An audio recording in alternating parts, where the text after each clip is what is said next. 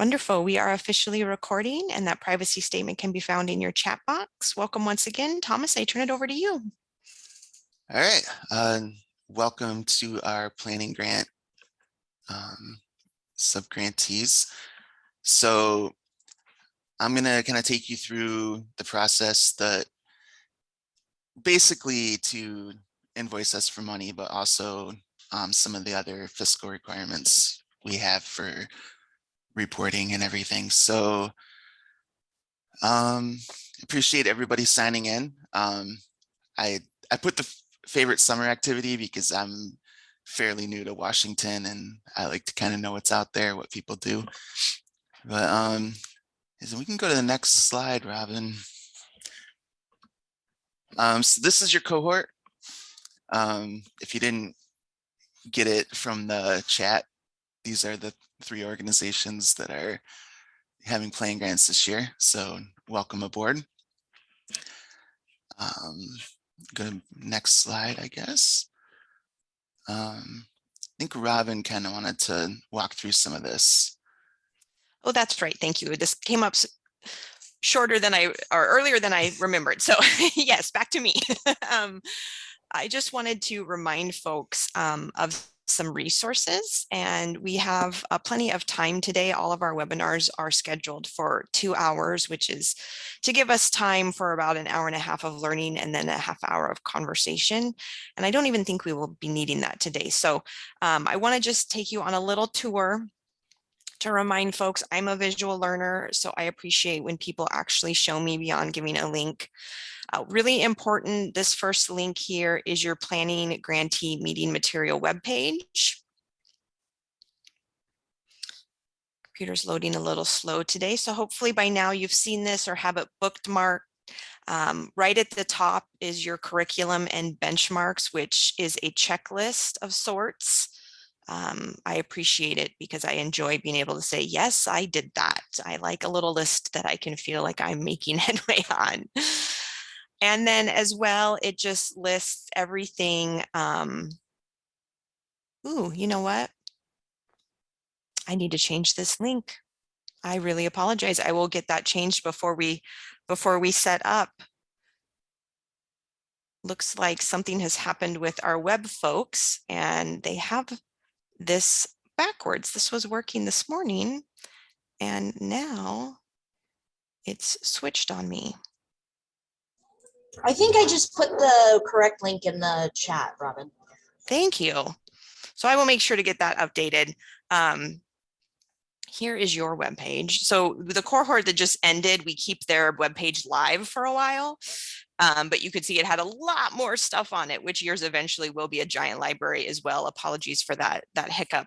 But again, once you're on the right page, we do have that curriculum and benchmark linked for you, and it has all of your webinars as well. And then there's the checklist. It's very similar to last year, but still want to make sure you're in the right place. And last week when we got together on August 4th, everything will be posted again. Our web folks have been having some issues with Zoom and the recordings, so it's usually posted within a couple of days. Unfortunately, the materials from last week aren't up yet. I expect to see them very, very soon. And then as well, today's materials will be captured under here. And essentially, this will build a ginormous library of PowerPoints, recordings, materials. So this page is pretty important, and we'll make sure you have the right link. Additional resources is a page for all of our grantees. Specifically for you, I want to call your attention to the Serve Washington Planning Grant Special Terms and Conditions. This is a part of your contract. Those contracts, I do believe, have gone out. So someone in your organization has probably been asked to go through the DocuSign process. There's a lot of attachments when it comes to a fully executed contract. This one in particular, I think, is valuable for all staff, whether program or fiscal, because it really outlines some of your deliverables, reporting requirements, and again, that fiscal drawdown process. It's only 3 pages, so it's a short read, but check this out and let us know, either me or Thomas, if you have questions around this exhibit. And then finally, last week, your orientation was really based off of the program handbook. And this is going to be extremely useful throughout the curriculum. So the landing page has both the handbook as well as a lot of appendix documents. These documents you will learn, you will begin to create, develop, you will build your own library.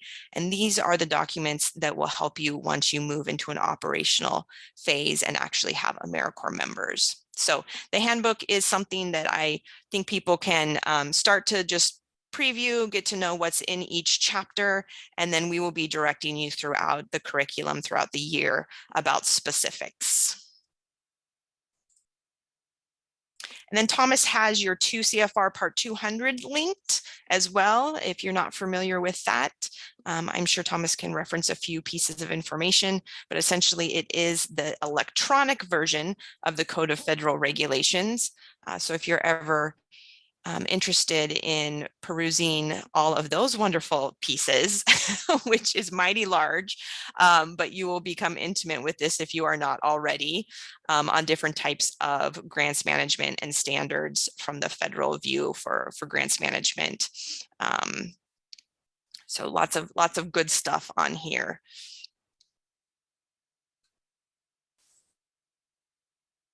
I turn it back over to you, Thomas.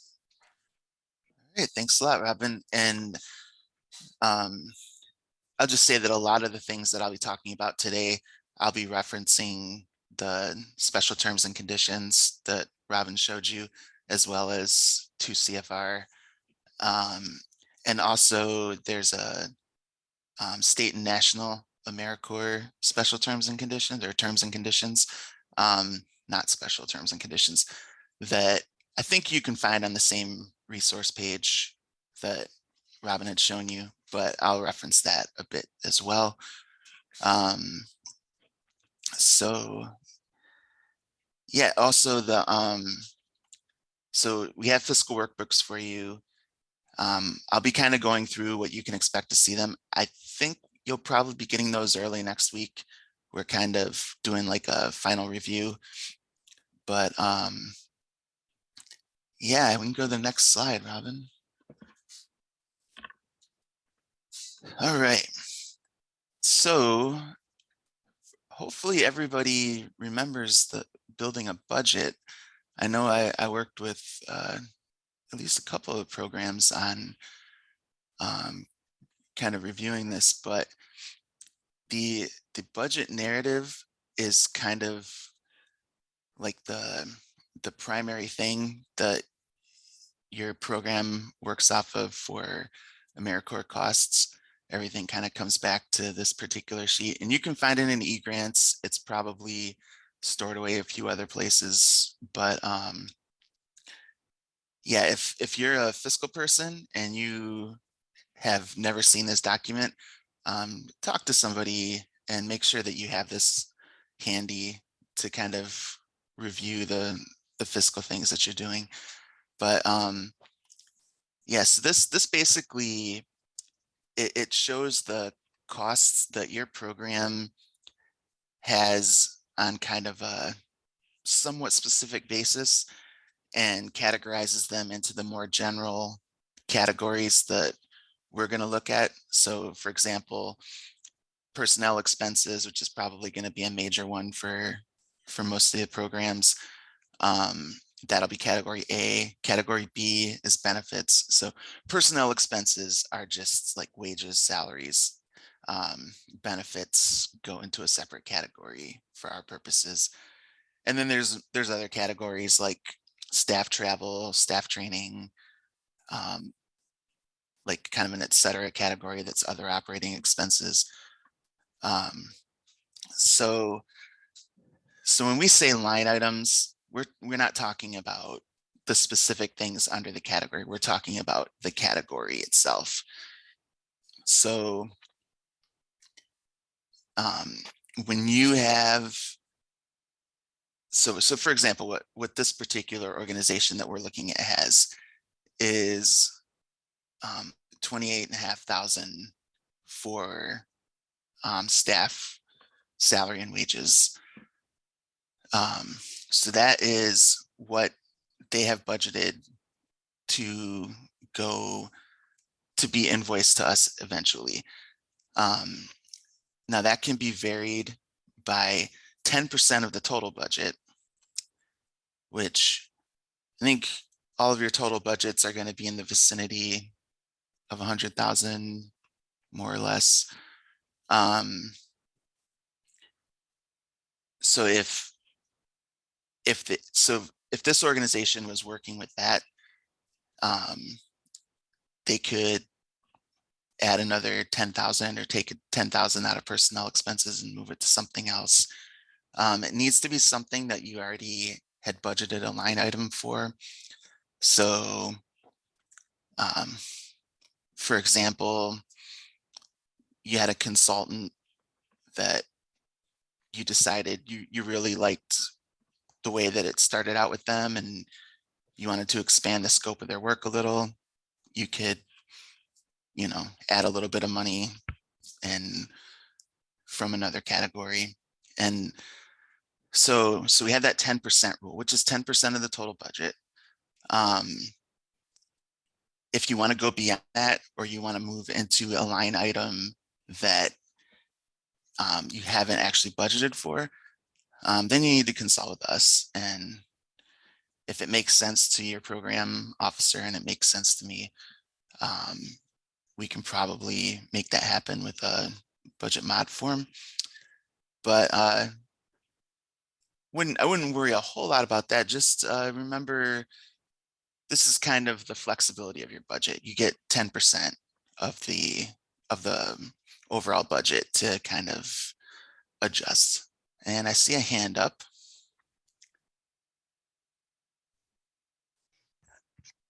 Hi, Donnell. This is Chris also, Valley View. So I just want to clarify what you just said. So we have equivalent to an expanded authority to be able to rebudget up to 10% of the total award without prior approval. Is that what you're saying? Yeah, and it's 10% of the total budget of. Oh, okay. And it's, yeah, it's an actual expenditure kind of thing, right? So you're not rewriting your budget. You're just saying, okay, we're Right. over budget here, but we're under budget here. Right. Yeah. Okay. So it's some flexibility built in. Yeah. Okay. Because we have that expanded authority through some of our direct federal grants. And so I just want to make sure it's following the same idea. It sounds like it. Yeah. Okay. Thank you. And so for planning grants, that would be, you'll find this laid out under special terms and conditions, part 4.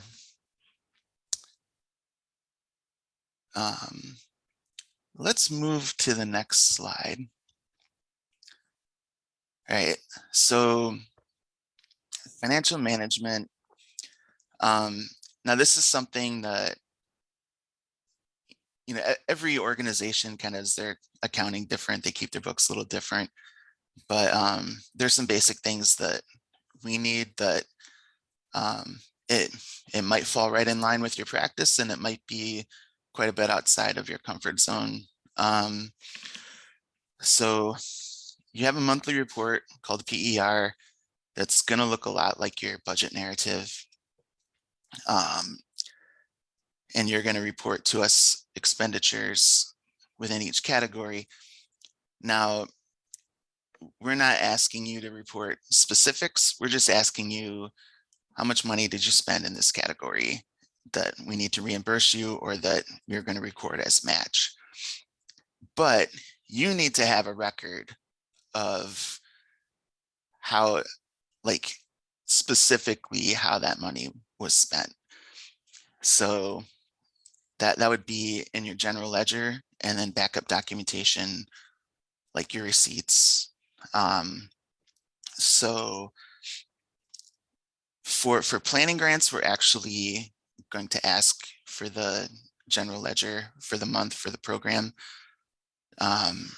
just to kind of make sure everything conforms to what we expect in terms of that backup documentation. So another thing to know, we reimburse based on actual costs incurred, not like speculative, not estimated costs. So that'll kind of line up with the general ledger, where we can see an entry in the general ledger, we can match it to what you're invoicing us for, and everything makes sense. That's what we're hoping for. So you can't match anything associated with this grant to another grant. That means if you match it to our grant, you don't match it to another grant. If it was invoiced off our grant, it doesn't get matched to another grant. All the funds need to be completely segregated. We also need it to be very clear when you're using something as match for this grant, that it is well marked to be match for this grant. It's not, we used unrestricted funds for that. Well, that's great. You can do that. But once you use those unrestricted funds, they're now match on this grant. They're not just unrestricted funds that can be matched to other grants. So does anybody have any questions on this financial management piece? And you can see I labeled this slide with the 2 CFR 200.302 that you can check out if you want to get the strict federal language on this.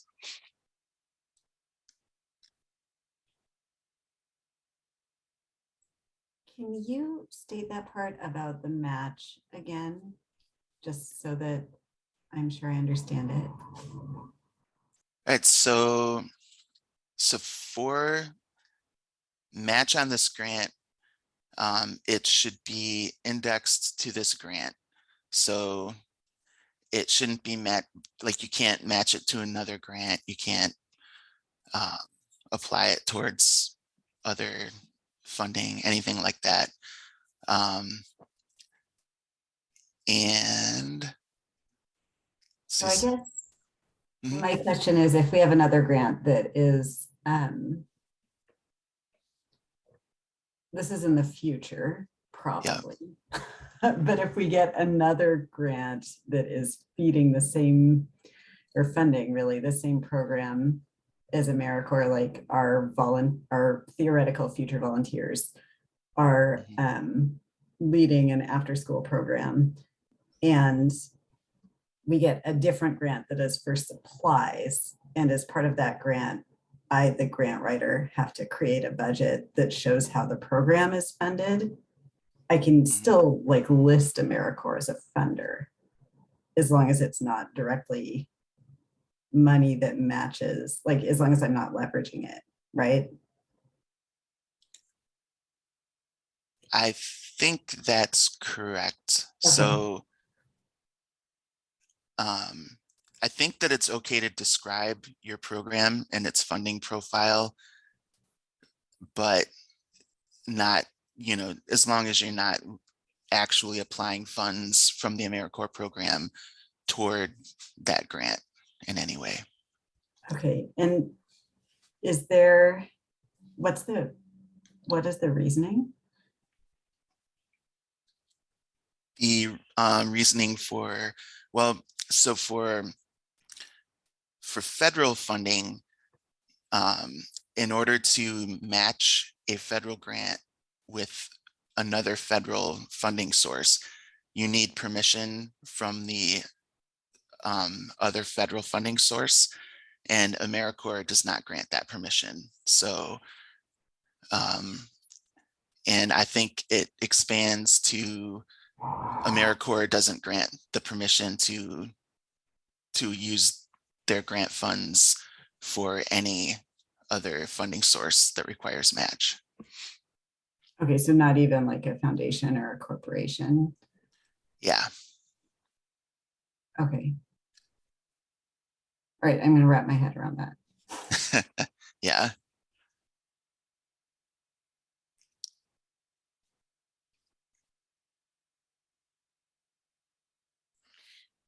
Thomas, do you think it's worth talking maybe philosophy beyond like a tactical accounting procedure? So I can totally hear, Beth, where you're going and kind of what you're thinking through. And I think storytelling is very different, even in the creation of a budget for a foundation that needs to know what that foundation is matching, right? But Right. bookkeeping it on the tactical side is where AmeriCorps says, interestingly enough, we don't want AmeriCorps federal funds booked as match for other grants, but we allow federal Department of Ed, we allow other types of federal funds. If that federal funder wants to be a part of it, and many do, you can book that as AmeriCorps match. So I don't know, Thomas, could you talk maybe about the difference in how you would like code it, or how like some organizations have a code for the AmeriCorps federal portion as well as a code for AmeriCorps grantee share? I don't know if Yeah. that's helpful. So what I think is the ideal way to keep to account, I guess, to do the accounting for this grant is you have like a program code or project code or something like that, where all the money that is being reported on the PER will have that index. And then you can have a sub index, whether for funds that are being reimbursed or funds that are coming from another internal funding source. So if, for example, you're matching with general funds from your organization, you know, obviously you probably have it coded to general funds. So say you did something like your staff salary is going to come from the federal reimbursement, but your benefits are all going to be matched from your general fund. So obviously you probably are going to have a coding for those benefits to come out of your general fund, but it should also be coded to the AmeriCorps project or the AmeriCorps program, so that you can see that that's been applied toward the grant. So when you pull a general ledger, you can pull up that AmeriCorps code, and it's going to just show everything that was reimbursed by federal and everything that was matched from your own funds. So I guess, Mhm. and if I'm taking up too much space with this, you can feel free to tell me and we can talk offline. But so let's say that we got a foundation grant that covered whatever the percentage is, which is not coming to my mind right now, of the match for this grant. So I could list, and that foundation required a match at like the same rate. So I could say in the budget for that foundation, for you all, I've already said we're going to match it somehow, right? Right. In the foundation grant that came in, I then could not say we're matching this foundation grant with AmeriCorps funds. I would have to say we're matching it with something else from general operating that's not real, and pretend that we don't have this grant because I can't use it that way. Is my question making sense? It's from a grant writing leverage, not an accounting. Yes, I mean, but I'm just trying to like that. That's where I'd run into trouble, because of course we're so excited about this partnership and we want to leverage it to get as much funding from outside AmeriCorps as possible to make it work too. Yeah. And so like to show that I can talk about it in the narrative, but it is also helpful to show it in the budget for a grant. And I don't want to mess up with you all by doing that, even if it's all contained within this one program. Yeah.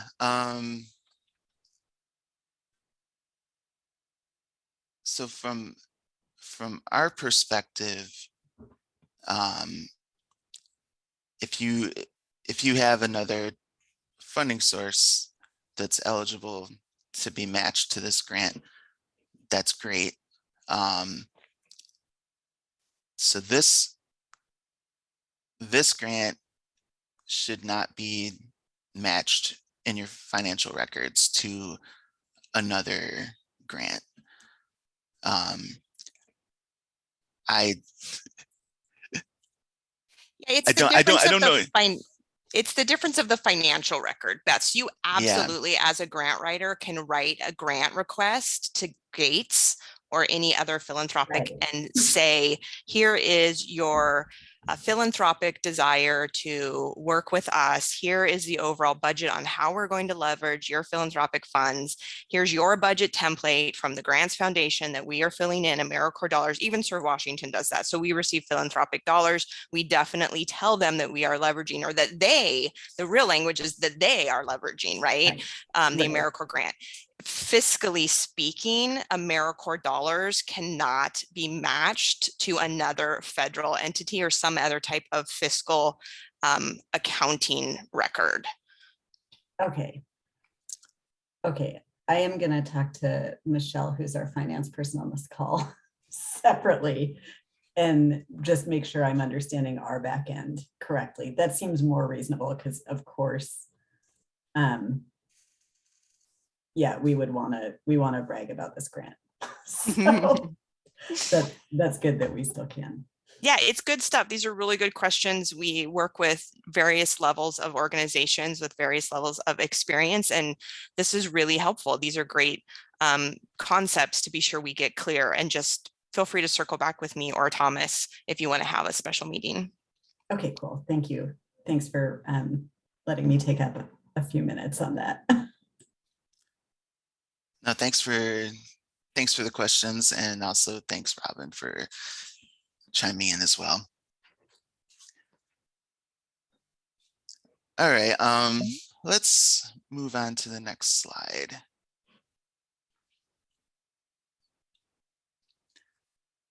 All right, so get into timekeeping requirements. So for kind of the broad view, you can look into CFR 200-430, and then we also have some special terms and conditions, number 2B. So here's a sample of what you could have for a timesheet. We don't require you to follow an exact format or anything. So you want to show all the hours worked, or at least all the hours that you're recording, right? So if you report that you worked 50 hours in a week, but you report to us that you worked 40 hours in a week, that's an issue that is going to come up in auditing. So your timesheets that you would use to back up the grant need to align with any other timesheets that you have for your organization. So, and this comes out with allocations. So the main thing that we need to see is that you have hours worked on this grant and hours not worked on this grant as separate categories. You can show more categories than that, but that's what we mainly need to see. And as I say here, if you work a 40-hour week and you do 30 hours on the AmeriCorps grant, that's a 75% allocation that you could justify. But if you report to us that it was a 40-hour week, but your official timesheet with the organization says it was a 50-hour week, then the allocation should have really been 60%. So that's something you really need all these things to align. And it would be great if you have just a single timesheet that is used for everything, but if your organization's timesheet doesn't meet the requirement of separating out AmeriCorps time from non-AmeriCorps time, then we'll have to add this layer. See a hand up. Yeah, my question is, what? Can you say that again? So if for our organization, the AmeriCorps grant will be the only one that we're working with. So Okay. we don't, I'm assuming we don't need to worry about AmeriCorps grant hours and non-AmeriCorps grant hours. Is that correct? Probably not. Okay. If I assume that your staff is not spending 100% of their time on this AmeriCorps grant. Is that Well, the person that's going to be working okay? on this, yes, that's going to be So- their project. So it's still advisable to have the two categories because Okay. there's always the possibility that you'll have that person do something that's not allowable under the Just grant. in case. Okay. All right. Yep. Thank you. So yes, so in the case that all you're going to have is like one staff member or two staff members that are 100% time on the grant, that it's still advisable to have the two categories. But other organizations, they might have a handful of staff who all give a certain percentage of their time to working on the grant, but also have a lot of other responsibilities. All right, so other requirements of the time. Quick question.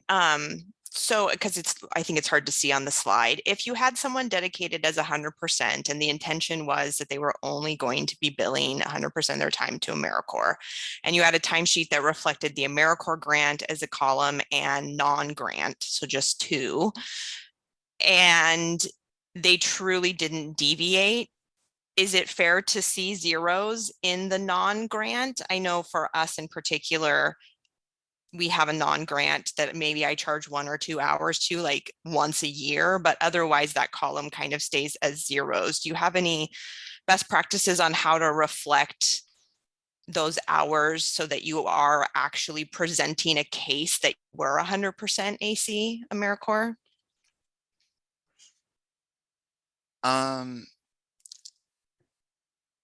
So I think what you're saying is the best practice to have AmeriCorps and non-AmeriCorps, even if your expectation is that it'll be all zeros in the non-AmeriCorps category. It's a little bit of a gray area as to whether that's an acceptable timesheet or not, to just say, well, they're 100% on the grant, so that we don't need to split the categories. It's a gray area. It's much better and much cleaner to still keep the separation and put all zeros. Is that what you're getting at, Robin? Yeah. I think the support documentation actually noting a zero in a column seems burdensome or seems overkill maybe to some folks. And I think it's a supportive document that shows the federal agency AmeriCorps, we intentionally and we understand, and there is 0 hours to bill any other type of activity. 100% of this staff's time was on the AmeriCorps grant, 100% of it was allowable, and therefore we have this column with a 0 to reflect proper documentation. Makes sense. Yeah, thanks once again for zeroing in on what I was getting at, Robin. Yeah, so the other, you get the other requirements. There needs to be a verification process for both the employee and the supervisor. Typically that's, double signed, but you might have another process that works.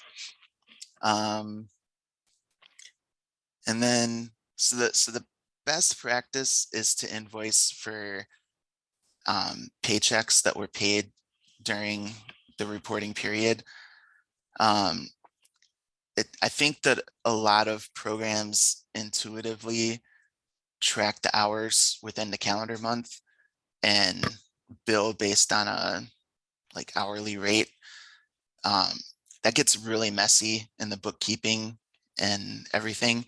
So it's a lot cleaner if you can, you know, consult with accounting, or, you know, if you're not yourself accounting, and just find those entries in the general ledger that were paid out during the month, and you can be reimbursed for those. So basically, if you get 2 paychecks during June, that's the amount that was spent on personnel in June, is those 2 paychecks, not, oh, I worked 171 hours in June, so this is how much, you know.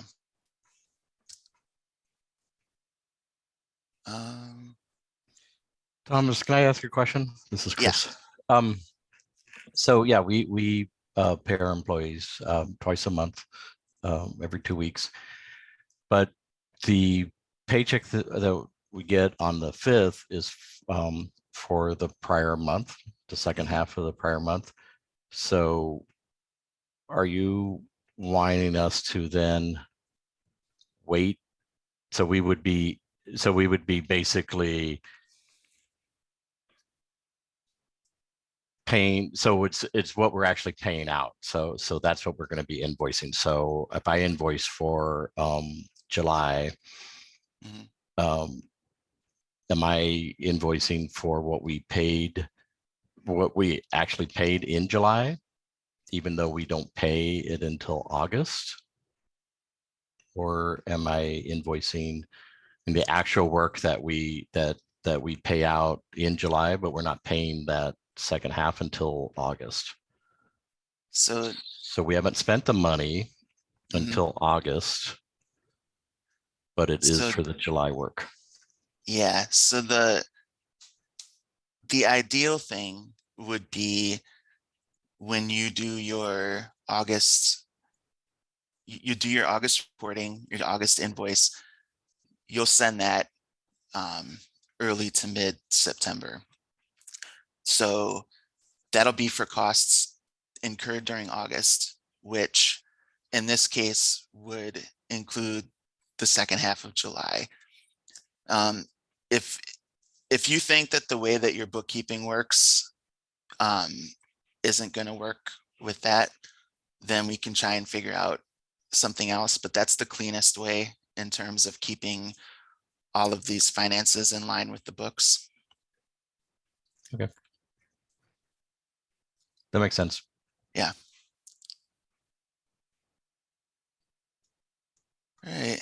And we don't need to worry about members just yet. That'll be once you go operational. So, all right. So back into match again. So you can find acceptable match requirements into CFR 200-306. So really the bottom line is that match is subject to the same requirements as anything that you would be reimbursed for. Have to be allowable, have to be necessary and reasonable, verifiable. So basically the same standard of bookkeeping that you would keep for things that you like actual reimbursements from us. Anything that you report to us as match needs to meet that same standard of bookkeeping. So you need the same kind of backup, like your records have to verify. We've been through the federal award thing and the double matching and all of that. We don't do that. So necessary and reasonable and allowable are a couple of things that you can look into CFR for the exact wording of how that works, but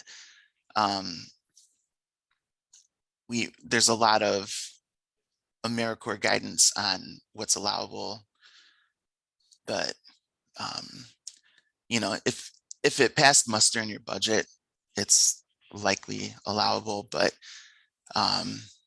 you know, you can you can push the envelope a little bit and start to slide outside of that stuff.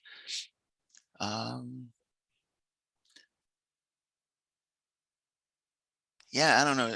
Robin might have some additional notes on acceptable match from. I'm trying to think in general if we can give some examples. And so when we say match, we're talking grantee share, but as Thomas duly noted, it's really the same rules for federal expenditures and grantee share or match. So many of you are probably familiar with necessary and reasonable, meaning also like cost effective.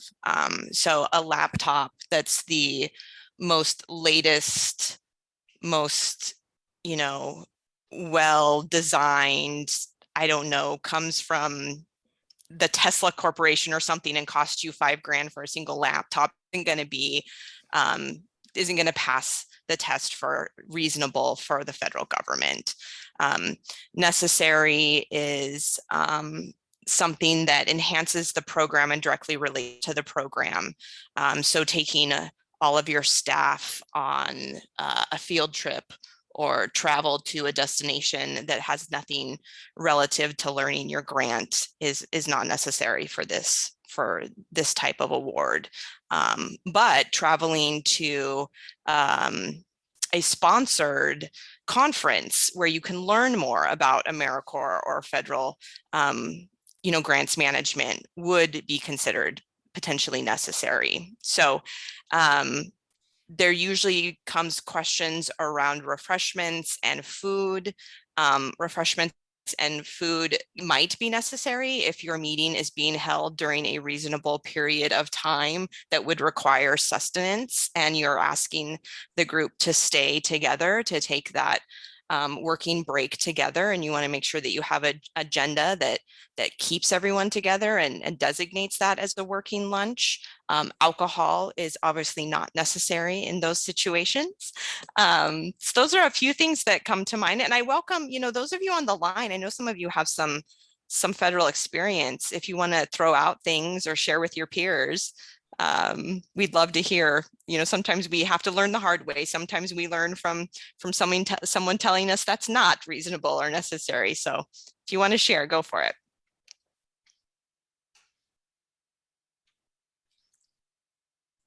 Yeah, and while you're thinking, I'll just throw in that Robin said, for example, if you get a catered lunch for a training, that should be acceptable. But you'll want to file an agenda and probably a attendance list along with your other documentation of that event.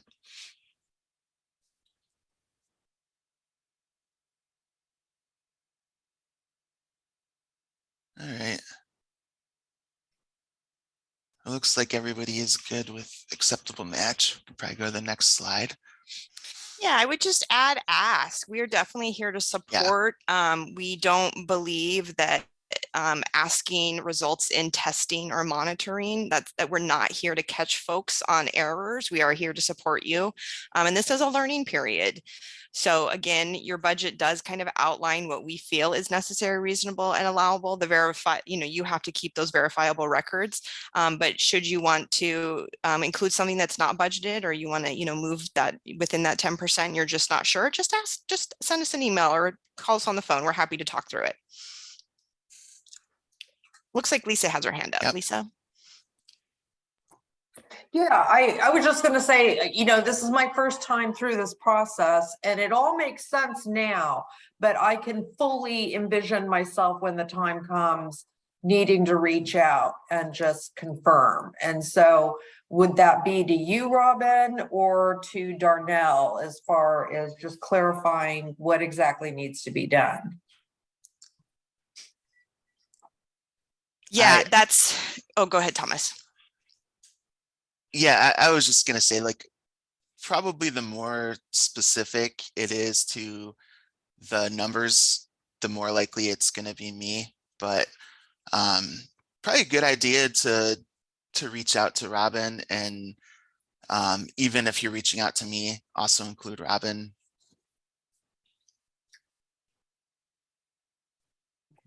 Okay, because looking at this, it all makes sense, but you know, when I'm finally doing it, I don't know how far down the road that'll be, and this may be but a hazy memory.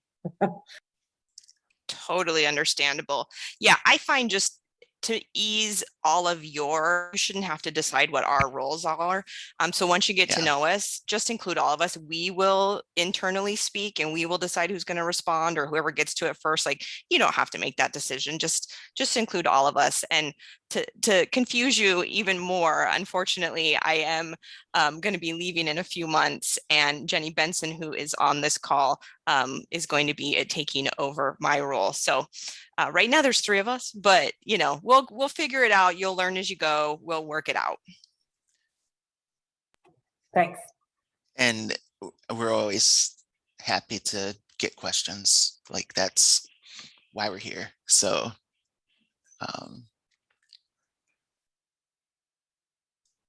all right.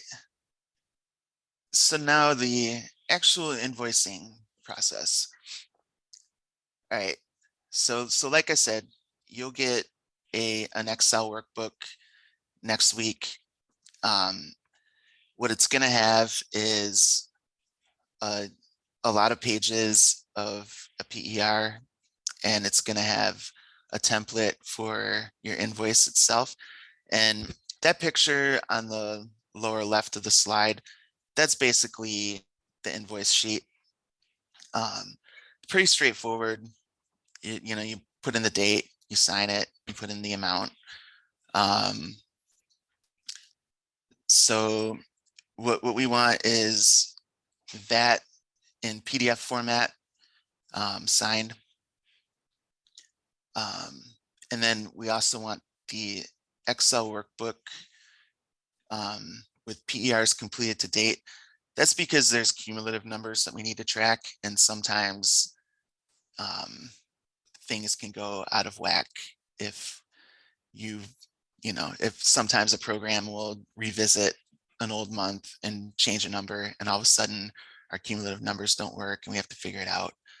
So that's why we ask for that every month. Yeah, so you knew, be sure that you registered as a state vendor. You probably did that during the contracting process, but that's a very important thing. So the bottom right picture is of a member roster report. You don't have members yet, don't worry about that. Once you become operational, we need to get that every month. But for planning grants, what we're asking for instead is the itemized GL that we talked about, and staff timesheets for staff who have time claimed on the grant. This is just because these are very key pieces of backup, and if there's any kind of testing of your payments, that's going to be the first things that need to be looked at. So we want to make sure that everything is formatted to be in compliance with all of this. It makes the whole process a lot smoother. So if anybody, I know some programs have different approaches to a general ledger than others. If anybody is not super clear on what we're asking for there, sometimes we end up with like a program will give us a really general financial picture, like a profit and loss statement or something that isn't really what we're looking for. What we're looking for is, you know, we reimburse this employee $45 for travel. Here's where it is in the, here's the transaction in the journal. We paid a caterer $430. Here's where the invoice payment went out, and here's a journal entry for that. That's the kind of thing that we're looking for. I'm not necessarily asking for backup in terms of receipts and everything for that, but you do need to have that. All right, so we can go to the next slide. So this is what your PER looks like. So I'll just kind of walk you through how this is going to be. Those 3 green columns at the left, that's going to be filled in with your budget that you submitted to us. And you can see here, there are those categories that are like the overarching categories. A, personnel expense, B, fringe benefits, C is travel.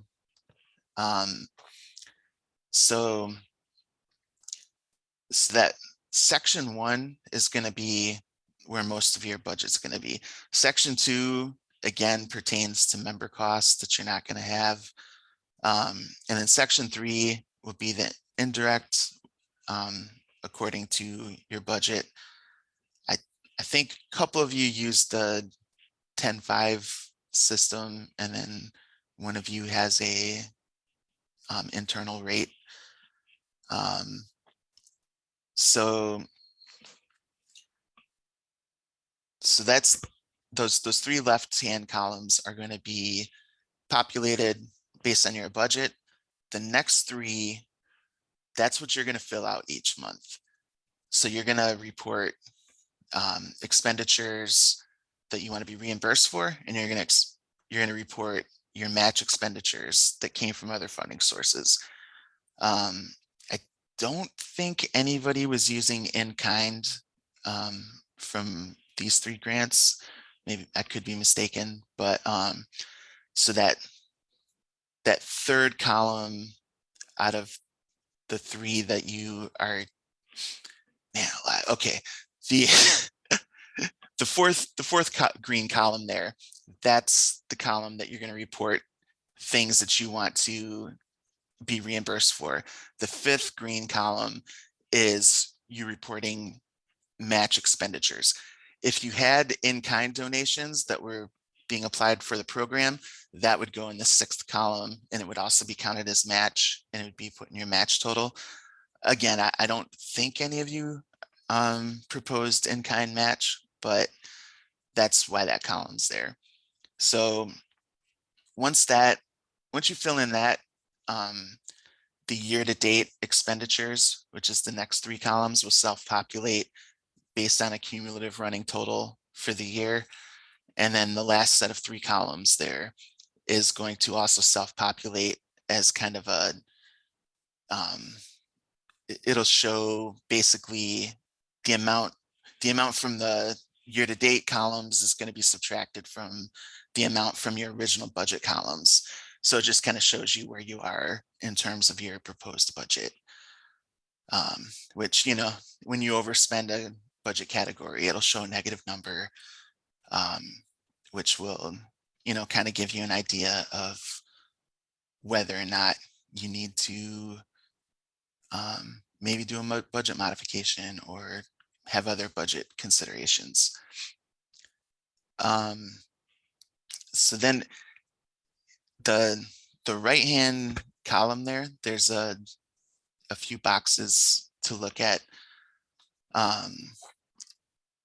So this is outside of the actual ledger lines and into the boxes that are to the right of that.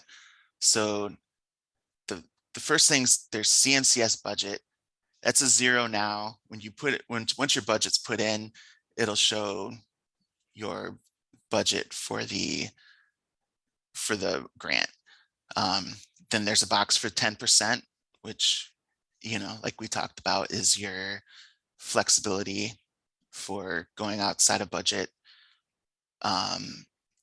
So single match awarded. So 24% is your requirement as a minimum match, but you may have proposed a little bit more match than that. So that's what goes there. The box below that is your current match. So that is once you've populated your column, your expenses for the month into here, that'll generate how you're doing on your match for the month. So then there's a gap. Next box is going to be your year-to-date match. So basically, cumulatively, are you keeping up your match requirement? Then the rest of the boxes pertain to your indirect rate. So for your indirect rate, 5% of your federal share can be charged to federal indirect. Now, if you're using the fixed rate from the corporation, what we sometimes call like the 510, you can also have match that is 10% of all of your expenditures for the month. So it'd be 5% of your federal share and then 10% of all expenditures on the grant. If you are using an internal rate, you can still do 5% of your federal share as federal, and then basically whatever your indirect rate is for the entire expenditures for the month, you can subtract what you charge to the grant from that and use the rest as match. But what these boxes are going to show you is how you're doing with that 5% mark. So the first box is year to date. Are you keeping under that 5%? The second box is, was your original budget below 5%? And sometimes that ends up being no, because there was some rounding. That's fine. If it was approved, it was approved. And then for the current month, below that, there's a comment box. If there's anything that you want to make a note about, please put it in the comment box. I like programs to use the comment box. So if there's something like, we haven't spent in this category for 3 months, but now we're going to spend the entire amount in 1 month, just mention that. Or if there's anything else that you think might be a little anomalous, just kind of preemptively put an explanation there. I appreciate it. I do review these, and I'll probably ask a question if I don't understand what I'm looking at.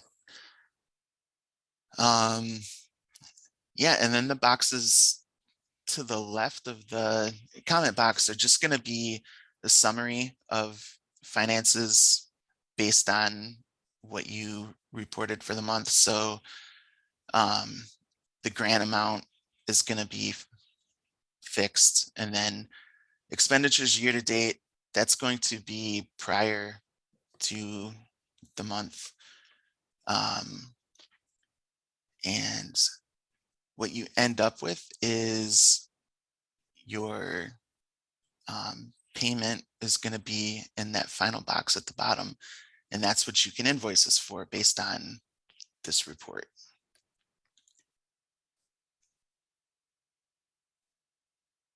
So this is, go ahead, Robin. I was just going to say it probably is so tiny on their end.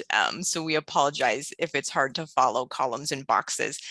I promise, even if you're not an accountant by nature or a bookkeeper by trade, once you actually begin playing in this form, it will become a lot more easy to understand.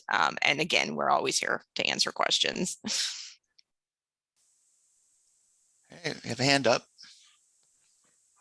Hi, it's Chris. So I have a question about the A19. So what level of detail do you want us to put on the lines of the A19? The A19 does not require a lot of detail. So like your example there, just a total, not break it out by categories or anything? Yep. It's just going to be the total. You're going to submit the PER along with the A19, and the PER is where we get the level of detail that we want to confirm it. That helps. Other A19s we submit, we don't have a PER. for them, the other state Okay. agencies. And so we have to put like 40 lines on the A19. Ah, okay.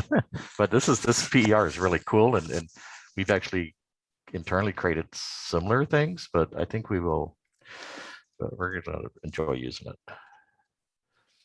We might All right. co-opt. We might even co-opt it for some of our other grant tracking. Yeah, no if that's problem. okay, if you don't mind us No, following my understanding is we've co-opted this from someone who co-opted it from someone else. So just keep the chain going.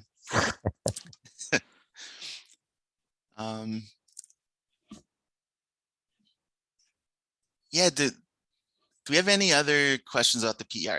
And I understand that your understanding of what ER is might be pretty basic at this point. Like that's showing you this and walking you through what you can expect to see is not the same as sitting down with it when it's been tailored to your program and everything. But it's still, if you understand what's been spent on your program, like the PER should be very simple to fill out from there. That said, it's not always intuitive the first couple times, and we welcome questions.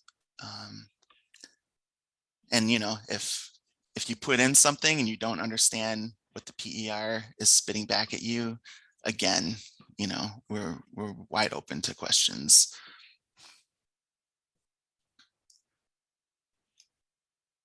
All right, we can go to the next slide.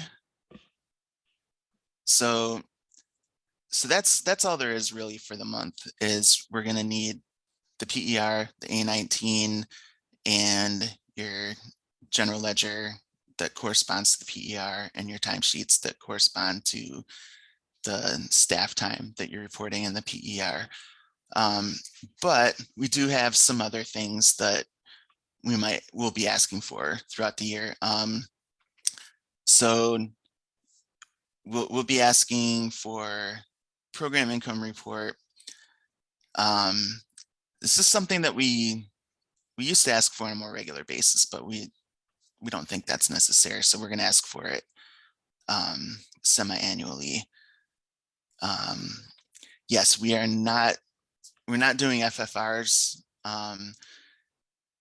What we figured out is that this is something a lot of organizations never have to deal with it other than doing it specifically for us. And they don't know exactly what they're doing.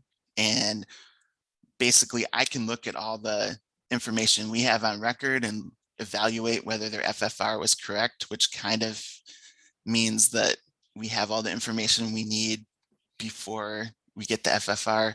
So yeah, no FFRs. But we do still need to get other federal funds reporting. So yes, semi-annually expect to get a packet that'll include a program income report where we get your restricted funding for this program. If you have any, you might not be using restricted funding, and other federal funds, which again, you might not have any for this grant, but if you do, we need to have that. And if it looks like you're not going to spend your whole grant, if you get halfway through and you realize that you just can't spend all the money that you thought you were going to be able to, we have an unexpended report where you can report that to us, and that helps us a lot with funding next year. But just know that that's something to keep on your radar. That's yeah, that's all that is. I can explain a lot more at mid-year when everybody understands their financial picture a lot better. Yeah, and then at the end of the year, in addition to the program income report and other federal funds report, there's some closeout documentation that we'll probably be collecting. And again, all of this stuff is in the planning grant special terms and conditions. You can check that out. But yeah, so this is just something that you can, when I show up again in March and tell you, hey, we're going to be looking for this, at least you'll have heard that this is an expectation. Does anybody have any questions on that at all?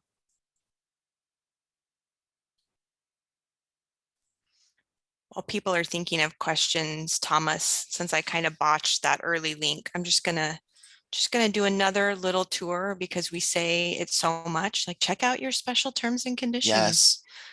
Yes. So if you didn't have the link and you were just Googling Serve Washington, you'll find our homepage. Come check us out. Under programs, you are considered a subgrantee. So we have a whole section just for subgrantee resources. And then it starts to break out different things. We had a lot of issues with COVID, obviously. So for operational grants, we built a page just for COVID. Here's your program handbook that we referenced earlier. There's this great additional resources section, and right underneath it draws your attention. This is where we keep our special terms and conditions. And then we do call out planning grants. If it doesn't say planning, it means operational. We don't actually call out operational, but because I think we're more used to that being our dominant kind of grant, that's the difference. The special terms and conditions are for operational, and then you have your own planning grants. You might want to become familiar with both, but the planning grant ones especially are really a written format of everything you're hearing today. So here's the staff timekeeping rule that we talked about. Here's your reimbursement process, and it kind of outlines when it's due and what to send us. So just again, wanted to revisit that since I kind of botched it earlier in the webinar. Any questions? I don't see hands. Go ahead, Thomas. I would just add that with this document, and then also on that page that Robin had up, you have AmeriCorps State National Terms and Conditions. So between those two documents and also the CFR 200, like if you ask me a question, that's probably where I'm going to find the answer. So, you know, it's a great resource for me, and it's a great resource for all of you. Yeah.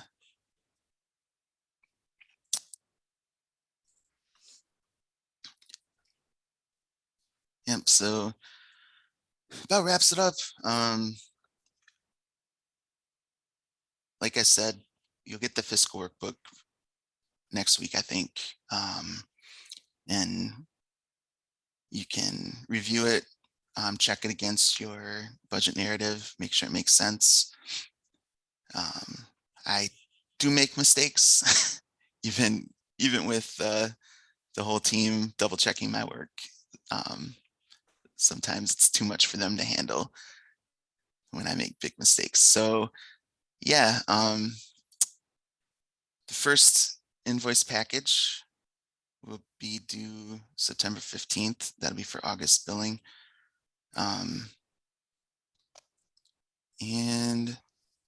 yeah, I think Robin said that she's scheduling one-on-ones with all of you.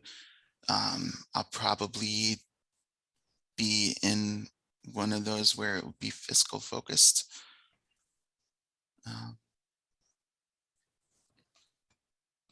And we have a hand up. Hi, it's Chris again. So two questions. One is, if we're not going to charge anything to the grant in August, do you want the invoice package that says we don't?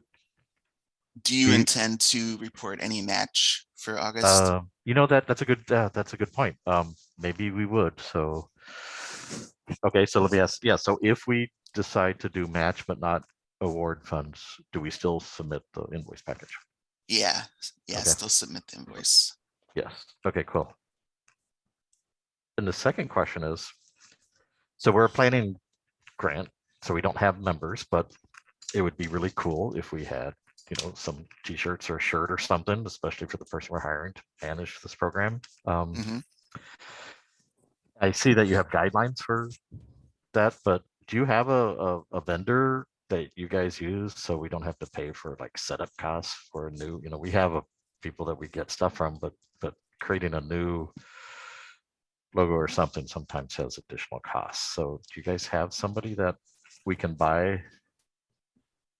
Yeah, I will take that, Thomas, and I will talk through it as I also navigate. If you need this sooner, then I can get it out to you. But as part of, I hope this all works out, if my memory works, part of the handbook, under the appendix, we do have our logos in case you do decide to create your own branding, whether it be gear, apparel, or even just your materials. We would ask that at any point in time, if you are the creator, please ensure that you're using the AmeriCorps Washington logo. So it looks a little different because we add our state. However, if you're in a pinch, eventually, I think you will want to invest in time and energy to be creative and to get your own apparel, because the vendors that National Service currently has just have really limited selection. And based on feedback, our cohorts actually appreciate being part of the process. And whether it's a zip up party or a collared shirt or something, they definitely have an opinion. So I'll just put that out there. But I believe there are 2 vendors that we have in the handbook. And if I just go gear, will it pull it up for me? Yeah, so service gear, Good Deed and National Service Gear are linked in here, which you can quickly get, just like traditional t-shirts and such, for some affordable prices. But again, later down the road, investing maybe your own type of gear, either to make your cohort stand out, to co-brand with your own agency logo, to really use that state logo, and to just look maybe unique and different, and actually provide something that folks are willing to brand themselves into wear. Lots of things to think through, but really good question, Chris. Well, thanks. This is exciting. I do have one question on the branding too. This is Heidi from Valley View. If we put something on our website that if we get to the point where we say, oh, we have people on site, is there any specific guidance or style guidelines that we're required to follow? Of course there is. So I'll show you the branding document as well. And I think the easiest thing, and Jenny, you're actually well versed in this if you want to speak up, but I think one of the main points is, please don't alter the logo, the national brand. Don't all of a sudden make the A purple. Don't cut it off. Those are some of the more practical pieces. But yes, we also have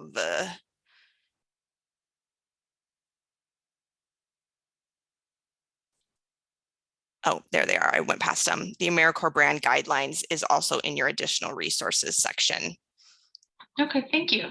Yeah, and that's they're going to really narrow in on size and, font and all that kind of stuff. But I think if you choose just to always use our logo, you're going to be well set up to ensure that you're in line with the branding guidelines. Jenny, do you have anything additional to add? Yeah, they recently did a rebranding, which is why they're pretty strict about wanting to make sure the new logo isn't altered to really focus on that brand recognition and get that up there. And they've been pretty receptive to things. So if you're looking at these logos, have any questions about it, yeah, feel free to send questions or requests to us, and we can try and answer those or see what we can do for you. Would you mind opening one of these? Because the guidelines that you mentioned is the national logos, and they have a lot of details about spacing and everything, but that's the national logo. If you want us to use the Washington logo, do we just Yeah, it's the same. It would be the same type of just plug it in? guidelines. Okay. Obviously they want it to be big enough to be read. They don't want the A to be used without the corresponding branding name. So I'm trying to think of which one of these is actually a JPEG. viewable. There we go. So there's one option, the blue. So blue and white are the traditional colors. And so they do allow for, I believe this is a transparent background. It's not going to show up as a square. Let's put up another one. There's the stacked version, so the vertical versus the horizontal, to try to help, depending on if you're using like a printed material or in a piece of apparel. And so the Washington is the only difference essentially from the national brand. Each state was given their own additional logos. So you could see Idaho or California or something of that nature. Otherwise, it's just the AmeriCorps without a state. Okay, thanks. Yeah. And you see, we've got kind of the same logo in a couple different format types. We found that depending on where you're trying to stick that logo, manufacturers or collateral printers like different format types. So we've tried to provide a couple different ones, the most common ones, but again, they've been pretty responsive. So if you need this in a different format, let our team know.